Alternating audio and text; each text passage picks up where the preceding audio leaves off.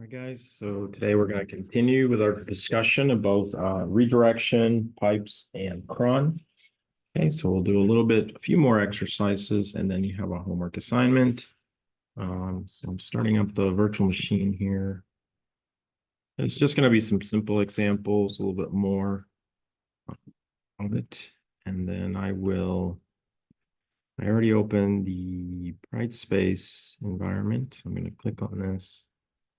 You do have a homework due tonight, right? So make sure you ask questions if you're stuck somewhere. But otherwise, I'll just keep going. So let me go over here. Contents.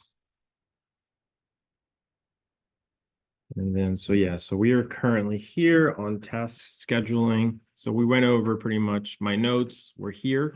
So if you haven't noticed, they're in this PDF. This is the homework assignment, so I'm going to create the link. This will be due a week from today, so I don't think it's that many problems. It should be. So I'll just call this cron, so I can remember. It's mainly cron. Homework. Let's do today's the 1st. Let's do it 8th by 10 p.m.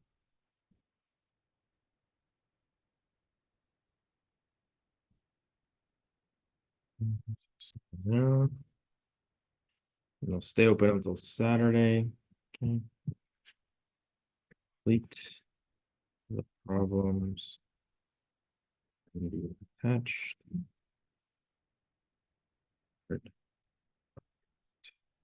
Okay.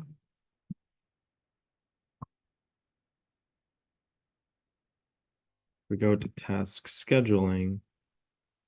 There's only one Word document in there, right? So that's your homework. Basically, and I think we've done one already, the Perl script. So we did that on Tuesday.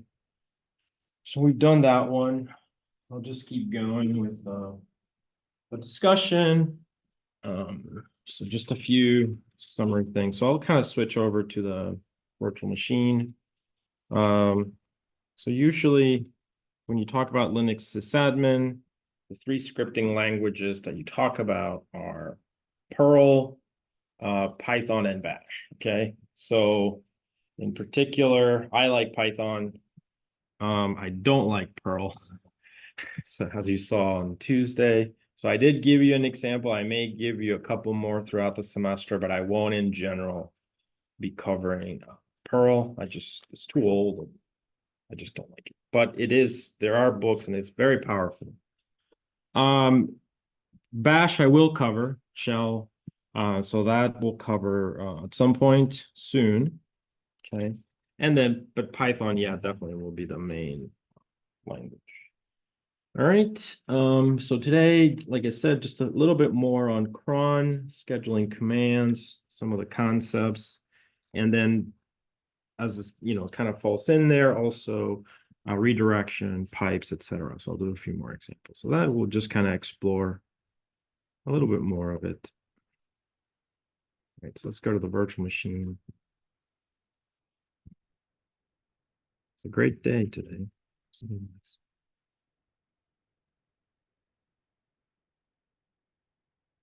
All right, so let's go ahead. So it's, you guys, there's a saying that says that good system administrators write scripts, right? So that's kind of the idea. So hopefully you've read that in the notes and the slides and everything that's in there. Scripts standardize and automate the performance of administrative chores and free up admins time to do more important things, right? So an interesting task. So that's kind of the justification. Okay.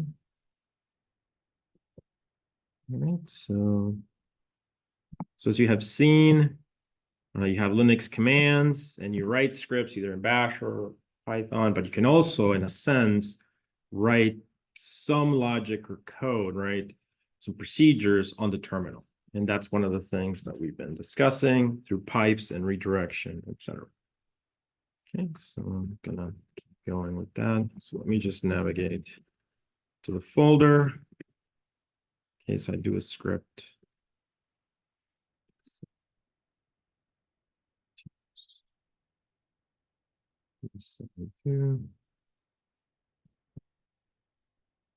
Right.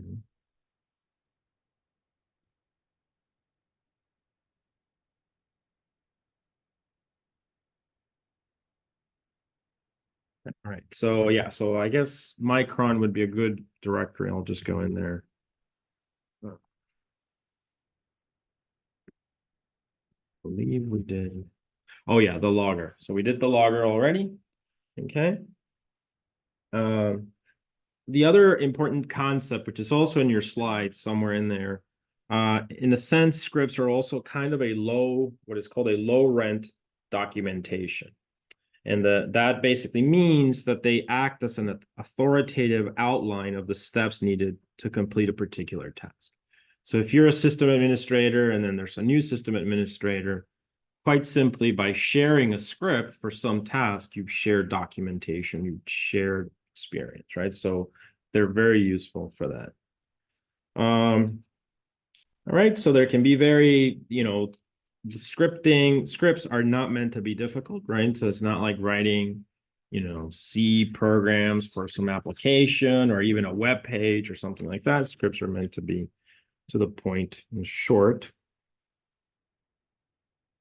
So they should be meant for they should emphasize, I should say, programmer efficiency, code clarity. Okay, they're not about being efficient. Scripting is not C. C is efficient. It's compiled, is all that. It's a compiled language. Python is not a compiled. It's a scripting language, Bash. So they're not meant to be efficient, but they're meant, in terms of speed and things like that. They're meant for clarity. Okay.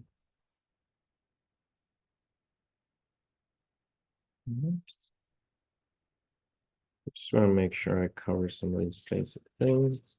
All right, so pipes and redirection. This is something that I introduced on Tuesday, or at least I emphasized a little bit more. We talked about standard in, standard out. So let's just do an example.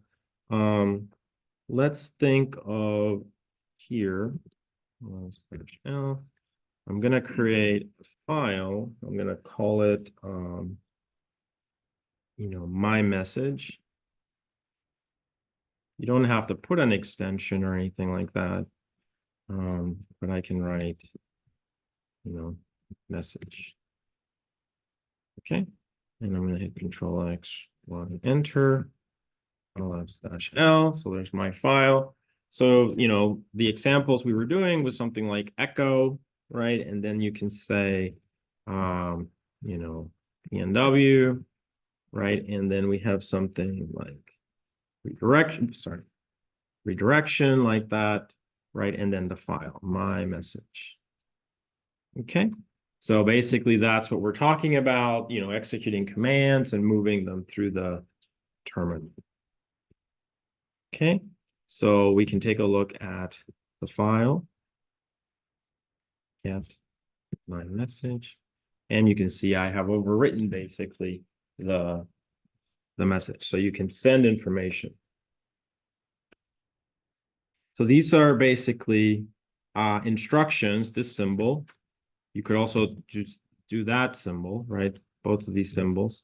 The shell, which we talked about, right? The shell is basically this prompt that you get, which is also a script, but it's a script that interprets other scripts. So the shell interprets that symbol as an instruction to reroute a command's input and output to or from a file, basically. So what does that mean? Well, let's say that we want to do, what could we do here?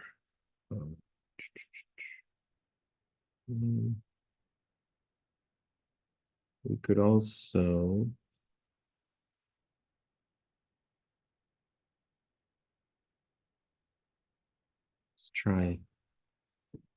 let's try the direction, actually. I'm kind of curious. One thing. If I do echo hello, but I redirect it like that. my message, right? Okay, no such file or directory.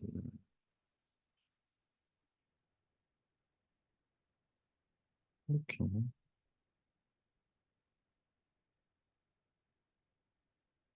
Oh, echo, yeah, no such file. So it's so it's thinking that the other one should be the file. So you can redirect to the other direction. I'm just trying to think of a good example of that.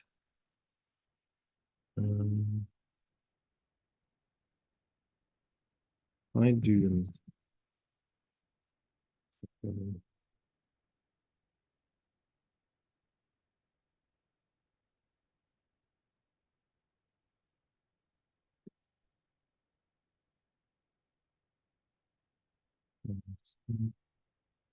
All right, well, I'll have to think about an example where we can send this in the opposite direction.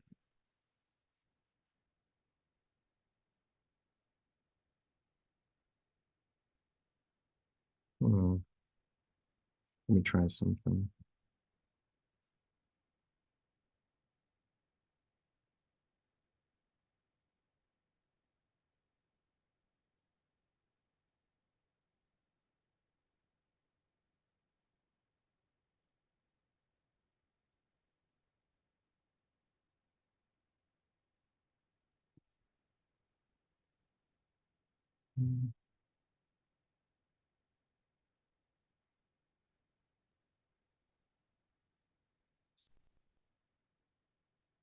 So if I ran this on command, and I redirect, echo,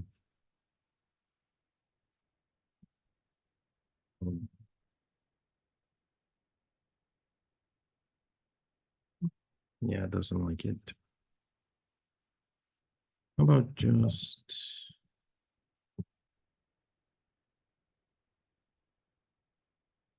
nope. How about my message?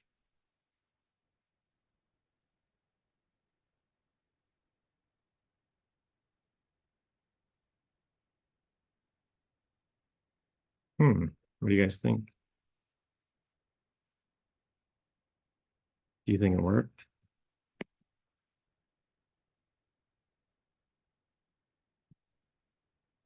So it's a redirection, right? So here I have cat has my message. So my message has PNW. And what I did is I read my message from the file, redirected it into the Python script that read it. Does that make sense? So this is another trick that you can do. This is like, for instance, let's say you were sending mail, right? So you have the mail facility established, and you're gonna send to, say dash user, right?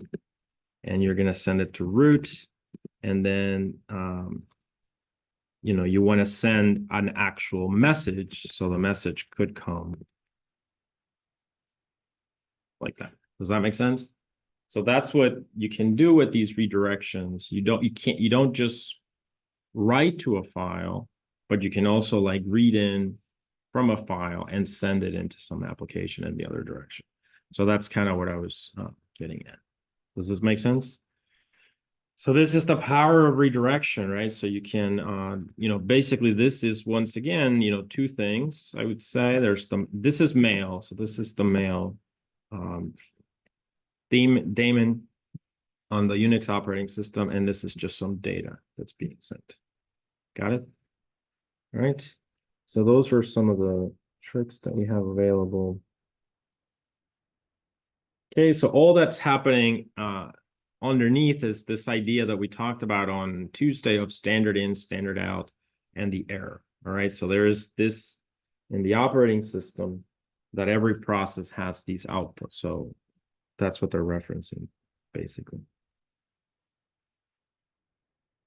All right, so let's try.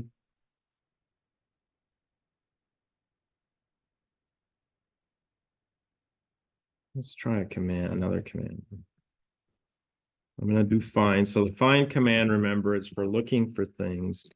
I'm going to say find root dash name, and let's try. Okay. So you can see it's producing a lot, a lot of things that I was able to find that have the word core in them. Okay. So now another redirection that we were talking about was what? To send something to dev null, right? So I think we mentioned that in the notes, right? So let's see how that would work. I think I only gave an example in the notes. So let's try the same thing. Find dash name. And now I'm going to do to redirect, right? So the symbols that we were talking about to dev null. So when I run that, it still does it, but it redirects the output to dev null, which dev null is like, you can interpret it as being a, like a black hole trash. It just goes away.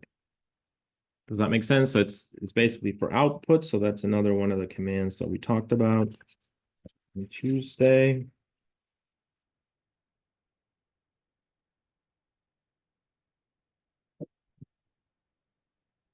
Let's see what else.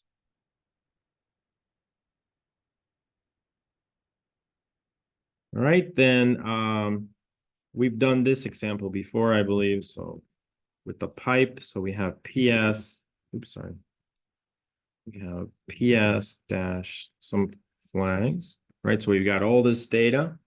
And now we want to look for a specific word. So I think this is actually one of the problems in your homework assignment. So we can do PS-EF pipe and then grep, just so that we can find the thing that we're looking for. So grep, let's try something. The daemon, for instance. Okay, and there it is. So it finds of all that output. Now we can run this command, get the output, pipe it, and then grep whatever we're looking for. Okay. All right. So you can do things that are much more complicated than this, obviously. But this is just some of the basics.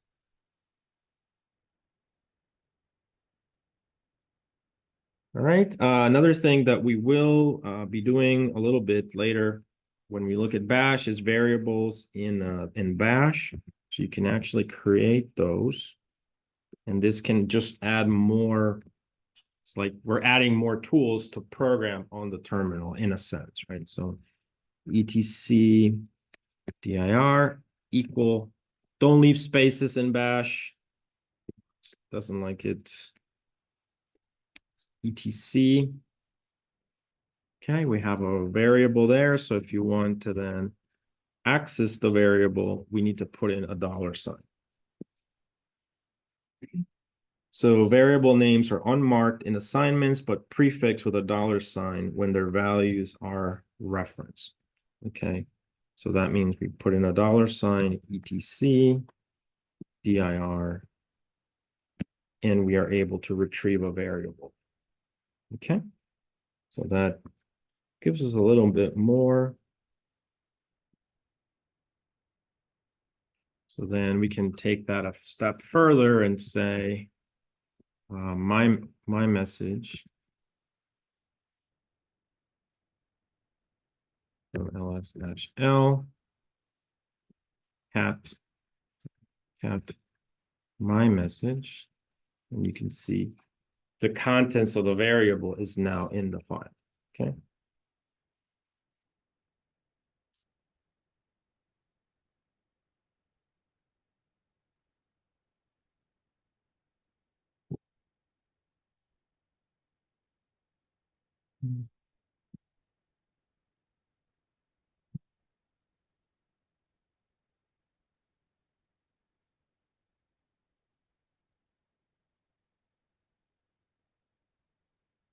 All right, so let's try play with strings, I guess. I'm going to do something similar. So my lang equal, and I'm going to say here, Pennsylvania Dutch. I'm just using the book example. All right, so mylang Pennsylvania Dutch. Okay, that's in the variable. And then you can do echo I speak, and then again, $sign. Put this in curly brackets because it's going to go in the string. And then you can say mylang. And it says, I speak Pennsylvania Dutch. Okay, so this is more like bash, etc.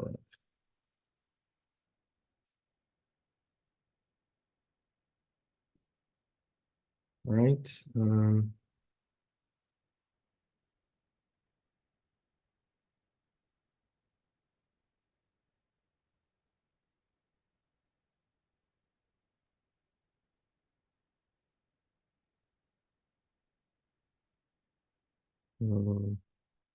Let me try a command called WC.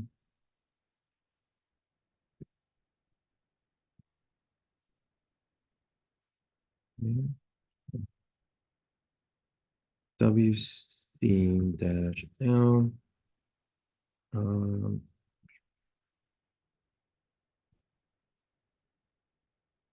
etc pass WD 53.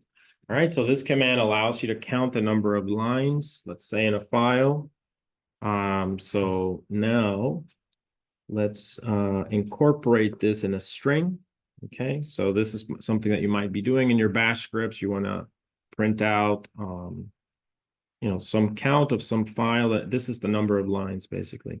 And then you want the script to print those out. So you could do something like echo, and then in double quotes, there are, and then now this should be a, what do you call this symbol?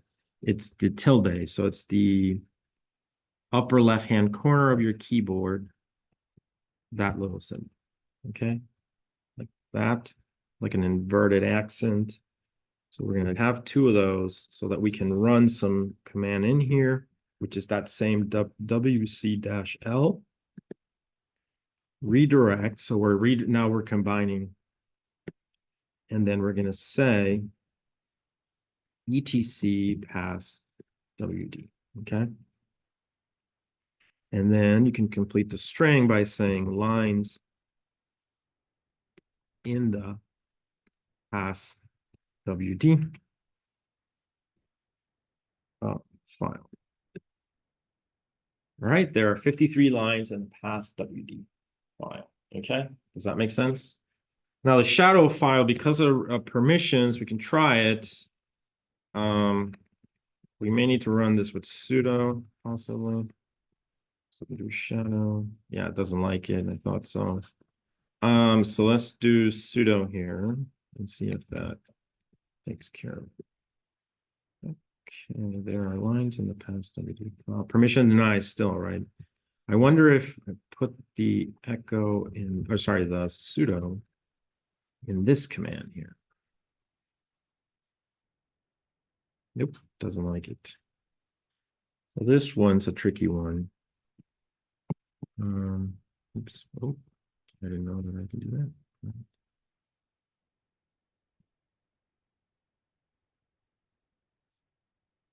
Yeah, so this one I'm not sure.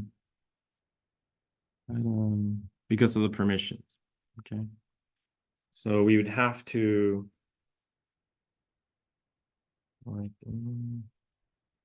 let me do a trick. So I'm gonna do sudo apt get install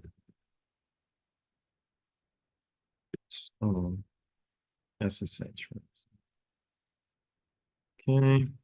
Sometimes you retain the privilege of sudo for a little while. So that's kind of what I'm trying to do. I'm trying to retain that permission to see if I can. But shadow is such a restricted file that it may not like it. So I am picking the most restricted probably. but try it out. So that, because here you can see what this shows is that we do have two commands working in there together. Okay, it finished. So let's do a clear here. I'm gonna remove that sudo.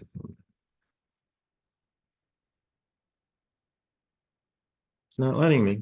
All right, so, well, I mean, try it. It may not be possible, but otherwise, try it. See if you guys can figure it out. All right.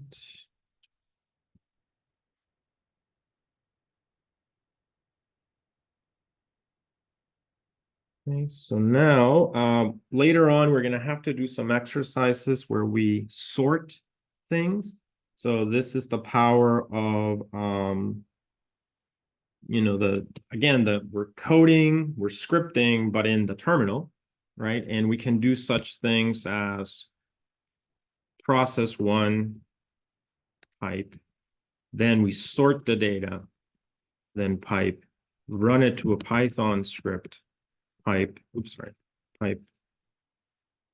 pipe, then another process, pipe, and so on, right? So we can take this to a very high level, okay? So, but we'll see this in a few weeks, how we can do that. We actually have a problem for that. But let's just, for now, let's just look at some of the common functions, such as sorting. So sorting is a powerful tool, of course. It's actually really fast, supposed to be really fast on the command line, more so than, let's say, in another script. So here, we're gonna sorts its input lines, basically. And it has a lot of flags, actually. It's got several subtleties regarding the exact parts of each line that are sorted, okay, which you call the keys, and how they're going to be represented. So there's a few flags that, you know, so I'll just throw in some of them as an example, but basically is something like if you do sort -r, so it's going to be reverse sort order. -t set field separator, which the default is white space.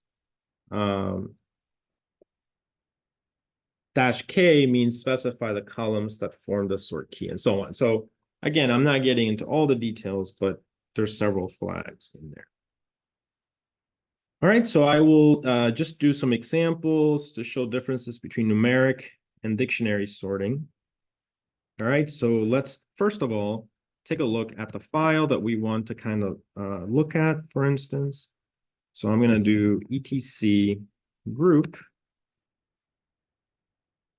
Okay, so you can see this is yet another file that we have in etc of groups that are available in the system. We'll take a look over here. So every account usually gets a group of the same name. Okay, so we can see all the users basically. So that there's a group called users that has a list of accounts. Notice that group has values here.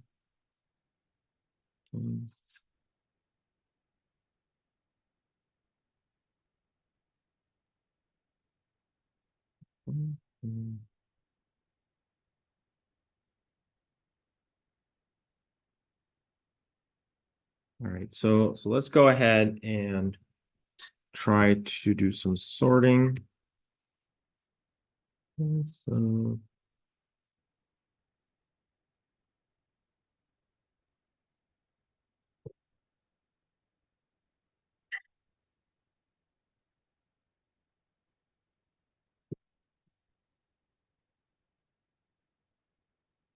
let's do the first one. So I'm going to do clear. So sort, sorry. I'm going to do sort -t, which -t means set field separator. By default, it's white space. So the field separator will be colon, okay, which is what's in there. Okay. And then we're going to say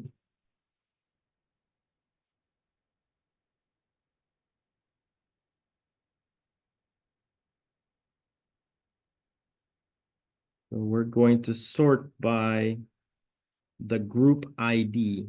Okay, group ID. So how do we do that? We need to say dash K, because dash K specifies the columns that form the sort key. Does that make sense? So we are going to sort by that column, basically. And so we can say 3, basically. Because I think it was group name, X, and then the ID. Okay, so that should be the group ID.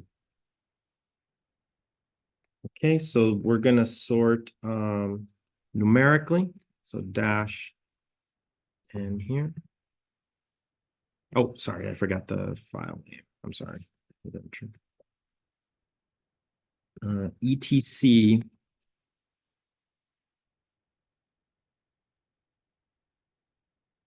dash group etc group, right? etc. Okay, so let's take a look. What do you guys think? Do you think it worked?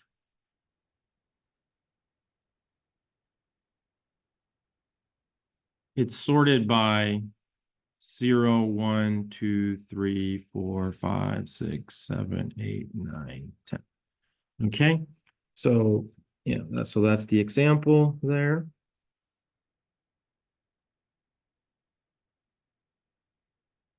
Okay, so that's an example of doing the built-in functions that we have available.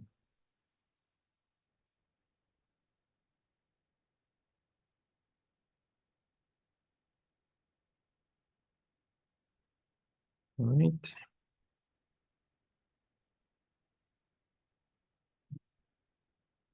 If we wanted to count, WC is a very powerful tool for counting things. So you may get problems at some point where it says, count the number of users in a server at a certain time, something like that. So we have the WC, the WC command, which we kind of talked about a little bit just now. So in this case, we're gonna do WC etc password or pass WD, right? And as you can see, it starts to provide some statistics. So basically counts lines, words, and characters. So basically 3,100 characters, 90 words, and 53 lines, which we had seen before, right? So we had seen the number of lines.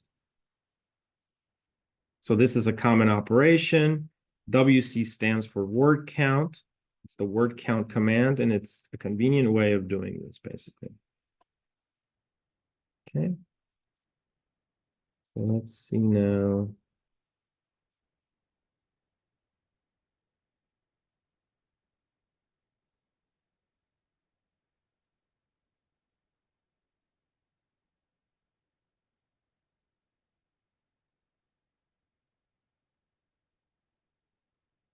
I mean, you can do some very, very advanced techniques here.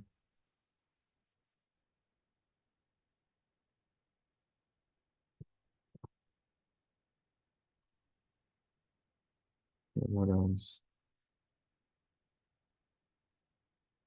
Now, we saw before in the previous example that we can actually provide flags for this. So dash L 53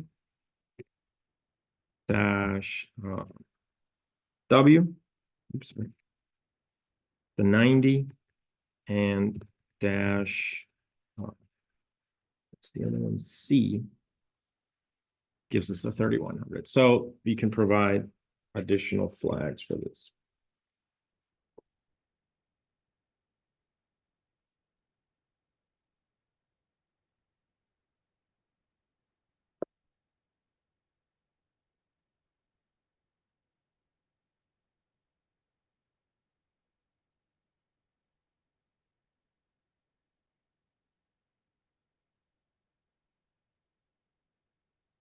So now let's take a look at one even more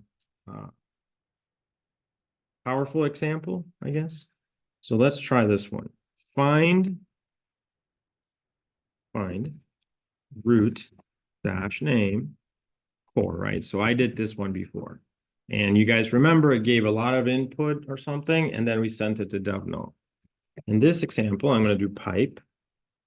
And now I can do T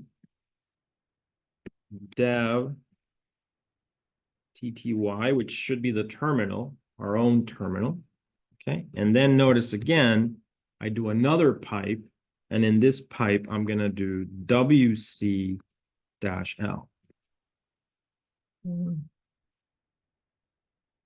Okay. Maybe I'm going to do sudo on this one.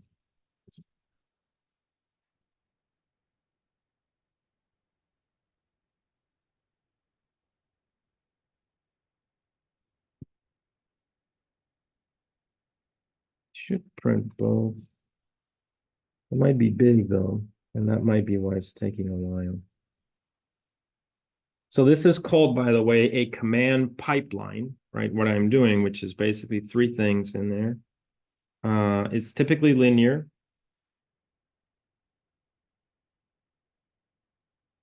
So basically here, we're taking the data stream and sending a copy of it to either a file or a terminal in this case. So this would be to the terminal window. That's using the T command, which I used over here. T. So this sends its standard input both to the standard out and to a file if we specify it.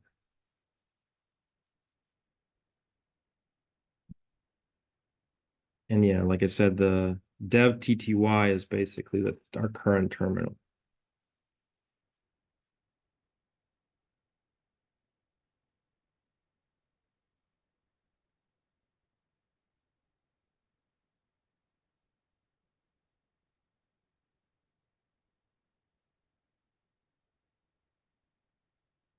Let me see. It worked for you. Why did it take so long for me? It was instant. Okay. Do you have like a lot of cores when you set up your VM and a lot of RAM maybe? But what did it give you? 77 lines in total. Does it work for all of you guys as well? Oh, you guys didn't say anything. Just leaving me hanging there. Okay, so you wrote the same command as me, right? So fine. So I don't know. Let me try it again. You did it without sudo, I assume, or with I sudo. did use sudo, You did have to use sudo. but it did work without sudo, just a permission denied for everything. Okay, but okay. Yeah, I don't. Well, that's what it should have. I assumed it was counting a lot. Oh, okay. So I did this? Yeah. Okay. And then at the end, it did count. Counting the lines, because I did, yeah, dash L. Okay.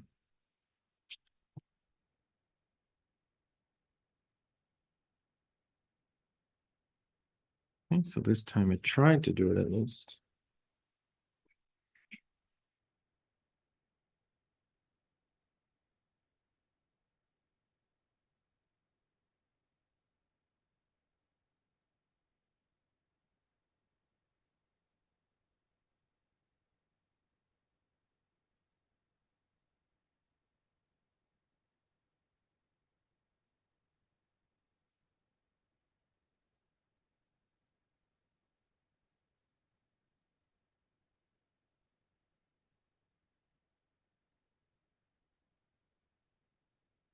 So I don't know, it's still having problems for me.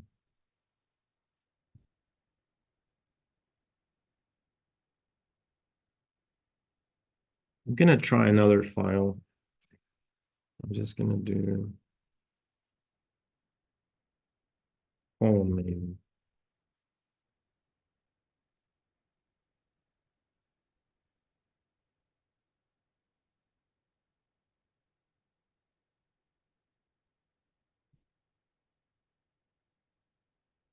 So,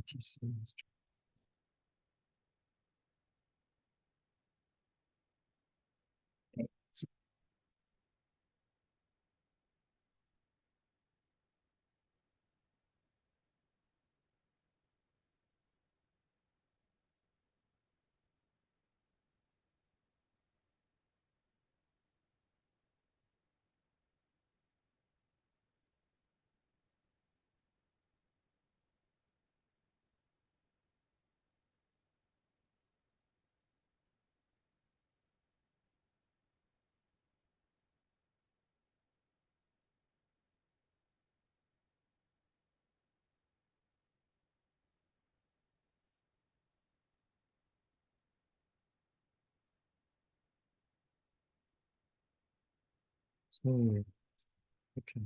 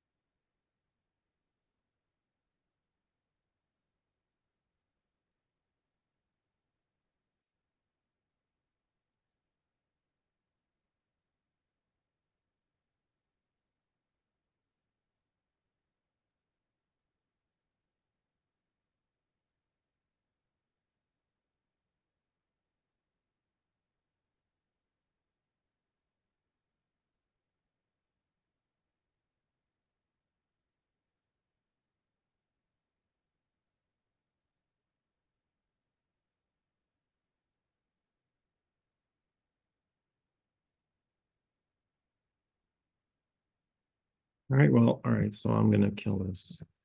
Doesn't want to work. All right, so let's try another example, just looking at grep now. I'm gonna do grep, and then I'm gonna look for seed in etc pass WD. Okay, and you can see basically that's what grep does. It allows you to search a file for information. So as you can see that there.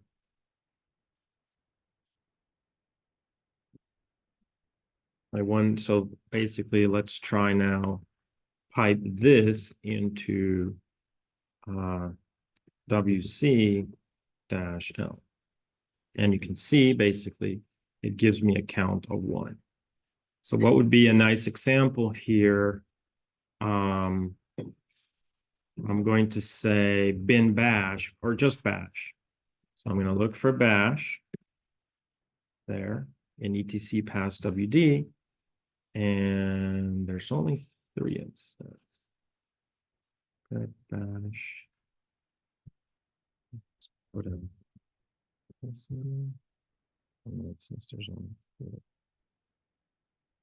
I guess is it possible that there's only 3 in there?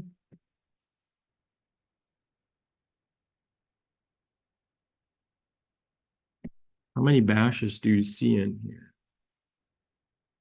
You see 1. There's no bash here, no bash here, no bash here. Okay. So it is correct, right? It seems to be correct. It's finding. So what could be something that has a lot? What do you guys see that's a common term? You want to know all the users that have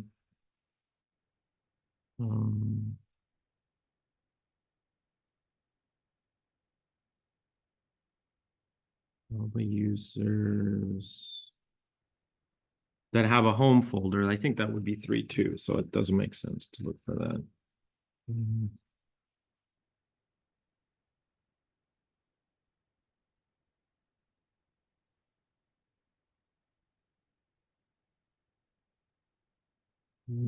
All right, let's look for the word syslog in there.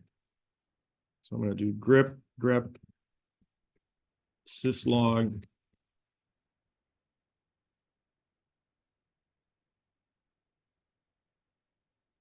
Just 1. All right, so basically this is kind of the idea. As I said, this is called, it's basically creating pipes. and it's a very powerful tool. All right, so I think that's most of the examples I have for that.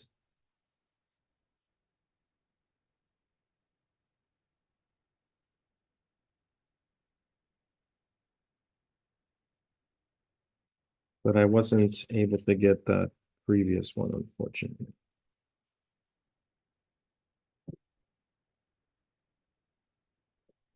Oh, var log. Okay, so let's look at one more example here. So let's, in var log, we had written, was it var syslog? I think it was, right? Var syslog the other day. We wrote, no such fun. Let me go into log.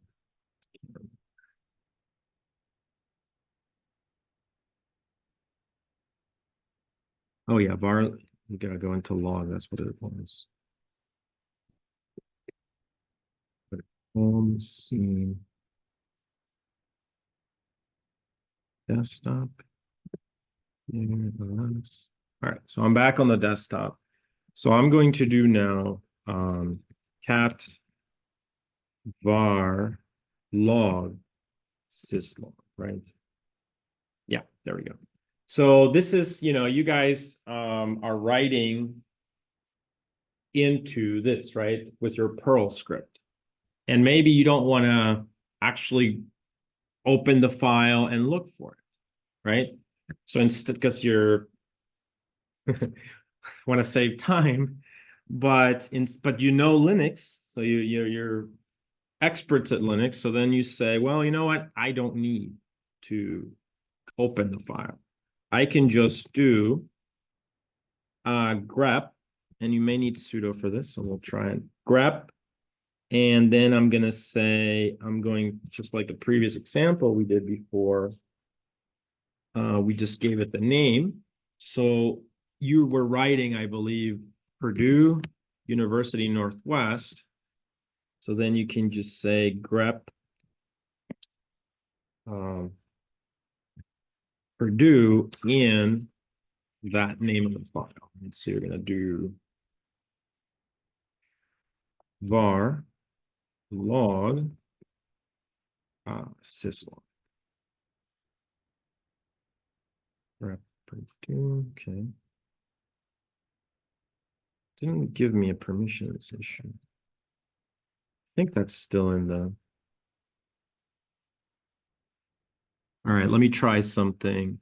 Says there, did you guys find your entry from Tuesday by any chance? No? Okay. Let me try one that's here to see if it's maybe not there anymore. I'm going to do starting network manager, this thing here, or network manager. So let me try that.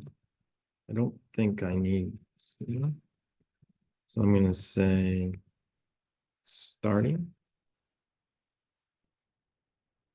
See, that's fine. Okay, let me run my Perl script then from from Tuesday. So I'm going to do ITS 372 spring 2024. Okay. And then I'm going to go into Micron.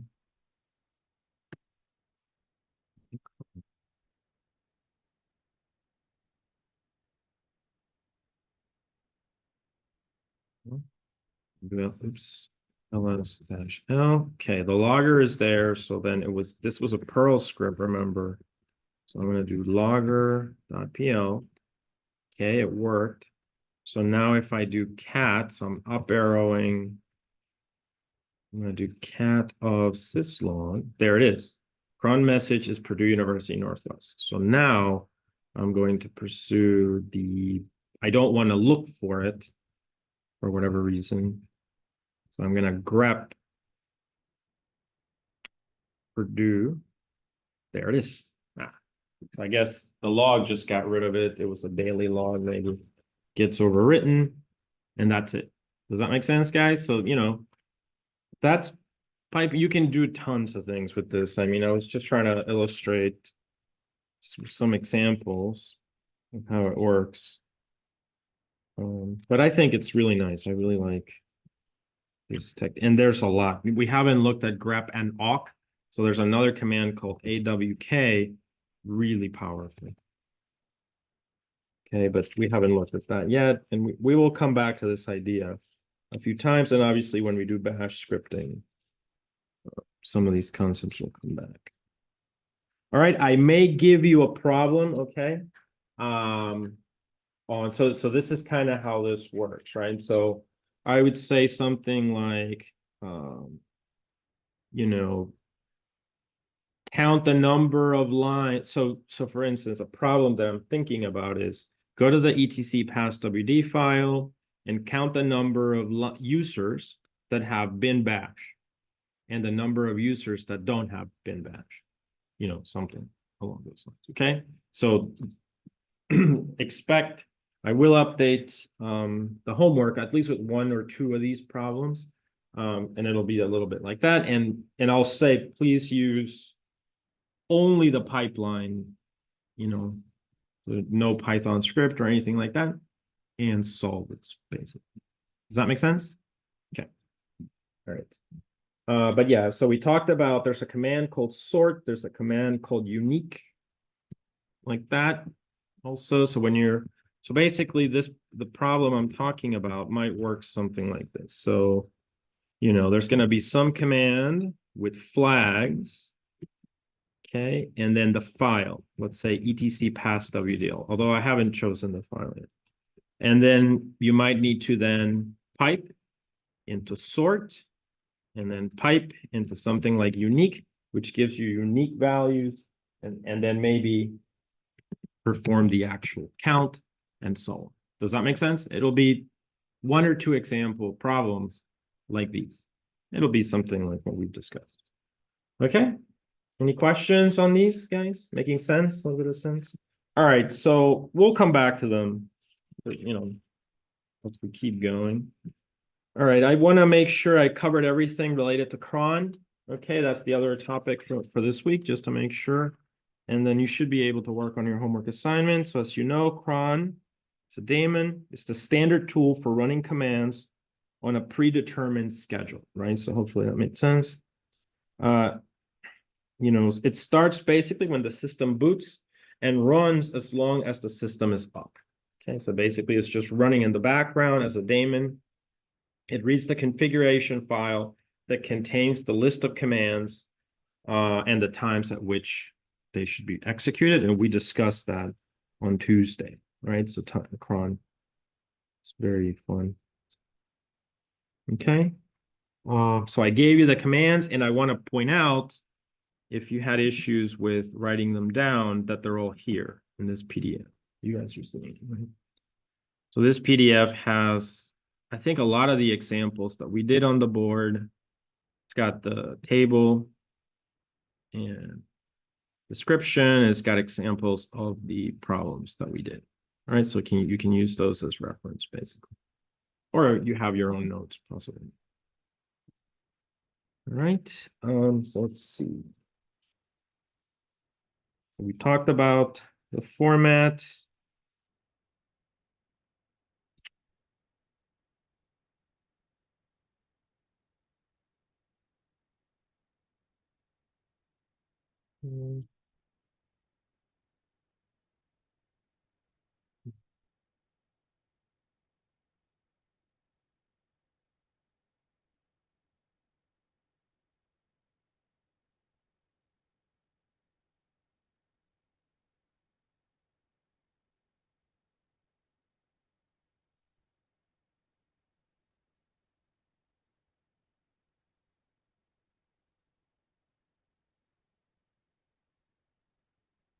Yeah, so I think I covered everything.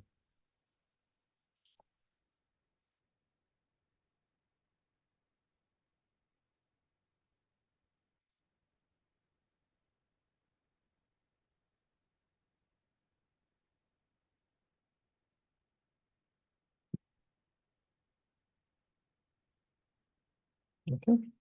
All right. Yeah. So I went over pretty much all the details. As I said, I will put in some problems there. All right. So I think that's kind of the demo examples, right? Now let's just go to the homework. So let's go back to Brightspace.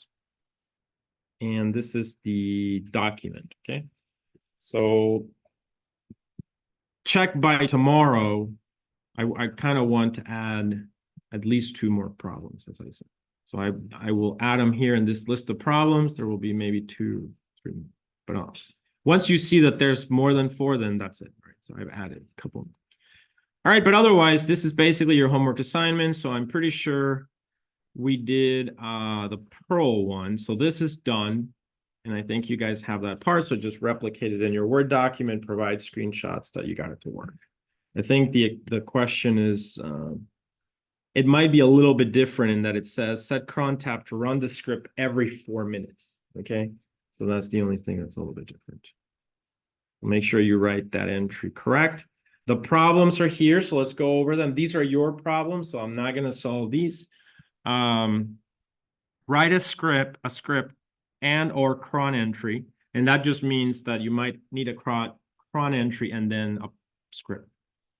So write a script and or cron entry to copy a file every Wednesday at 1 a.m. Save it in a specified folder. Now, obviously, you don't want to write it now and wait until Wednesday to see if it worked. So what I would suggest you do is just write it so that it runs in the next 10 minutes. Execute that so you have your screenshot, but then provide what it would be for Wednesday. Does that make sense? And that kind of just so that you can double check that it did work and also that you wrote it correctly. Because on the exam, I will give you problems like these. And so you guys have to give me the actual entry for Wednesday at 1 a.m. Any questions on problem number 1? All right, great. Problem number 2, write a script and or cron entry to check user statistics, usage, logins, etc. See, again, you start to combine commands. So this one you'll have to research a little bit.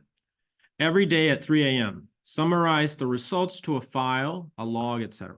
Okay, so you need to send that. So that's going to require a little bit of redirection, for instance, right? So that's why we've been going over these. Number 3, write a script and or cron entry to perform a cleanup. That means delete unimportant files. I recommend only on the temp folder, put some temp, the temp folder, if I haven't mentioned this before, it's one of the folders in the file system. The files there are temporary. There are important files to the operating system that have to do with like the running of the operating system. And then you can also put any files that you want in there. When you turn off the machine, the files will go away. So write a script and or cron entry to perform a cleanup of files in the temp folder several times a day, such as every hour or every 30 minutes. Number 4, questions on number 3? Yep. All right, number 4, write a script and or cron entry to capture network traffic with TCP dump. And I do have that. We'll do that in a sec. To capture network traffic with TCP dump every day at 4 a.m.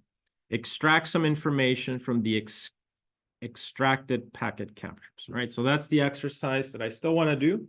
I won't do the entry, but I'm just going to show you TCP dump. I have an example in here. TCP dump is, if I haven't mentioned this before, it's like Wireshark. So you guys are familiar with Wireshark. You do have it. You will have some Wireshark readings probably starting next week. Not every week, but every few weeks or so, you'll have one reading. And then TCP dump basically is like that, but on the terminal. So it's a terminal version of that, basically. Also, we'll do Scapy, which is yet another tool. It's a Python library for capturing packets. So we'll take a look at that a little bit later in the semester.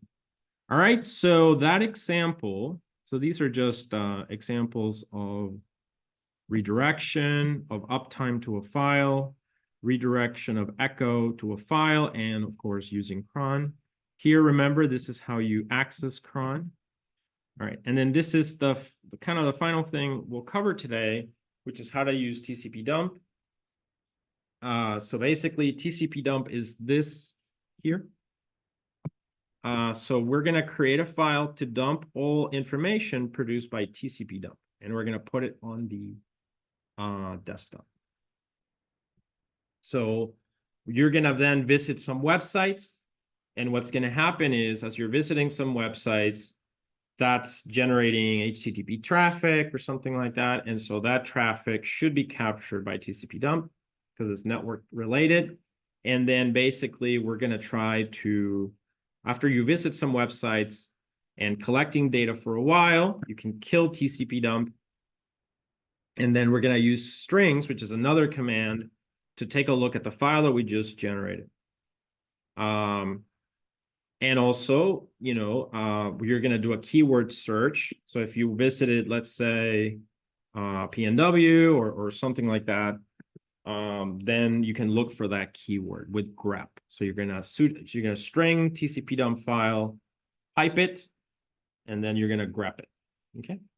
All right. So that's kind of the example, basically. So let me start this. So that's going to be, you will need sudo for this one for sure. Whenever you're dealing with the network card, you do need to escalate the root privilege. So we're going to do sudo TCP dump -w and then some file. Okay. Oops, sorry. Okay, so now, all right, so here's a good place to do that. I'm going to do sudo TCP dump -w. And then let's call it packet dump.txt.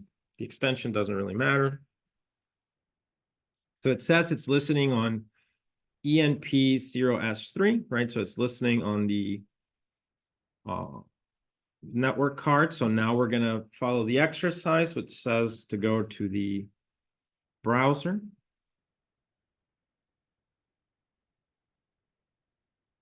And of course, my computer is always really slow.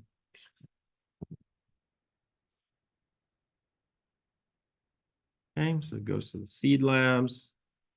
Okay, great. So I'm going to go to W.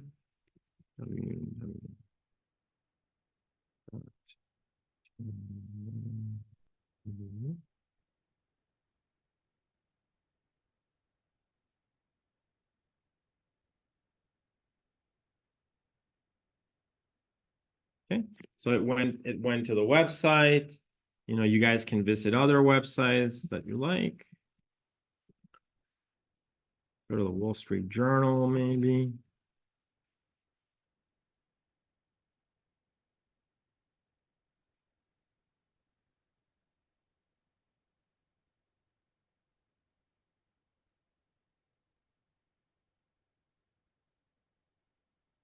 Okay, there you go. Meta shares jump up Facebook. Okay, so I think that should have been captured, hopefully. Okay, so now we can close the website. Okay, we can kill the TCP dump. Okay, great. So I'm going to do clear. And now the exercise says to, we're going to use the command strings and just basically read the file, right? So strings TCP dump file. Okay, we probably don't need sudo for this. I don't, but how do we know if we need sudo? We do ls-l. The packet dump file is owned by TCP dump. Okay. All right. So then we may need, yeah. Well, we can read actually. What do you guys think? By looking at the permissions here, it says R, rest of the world, right? So we should be able to read. Okay, so then let's try it. So based on my knowledge of access control, I feel that I don't need the sudo privilege. So I'm going to do strings packet dump txt.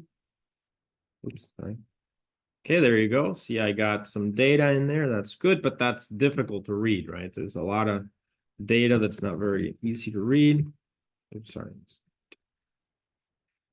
Okay, so now what do I do? Pipe, right? And I'm going to grep.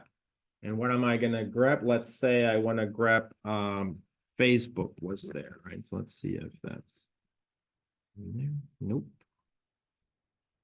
Let's try PNW. And you guys try other things, maybe, and let me know if you find something. Okay, I did find something related to PNW.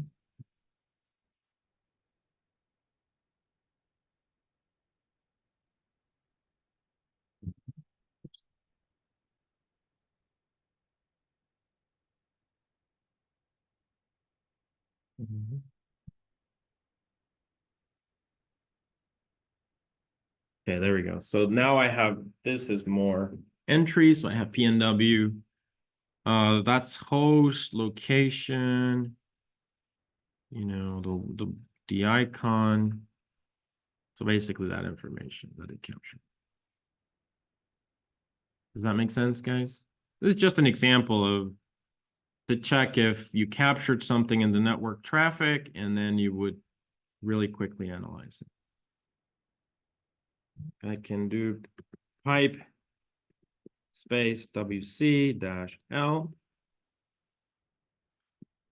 And if I ask you, please tell me how many lines you find in this file that you collected of the network, you can easily now, by creating these one-line pipes, tell me 21.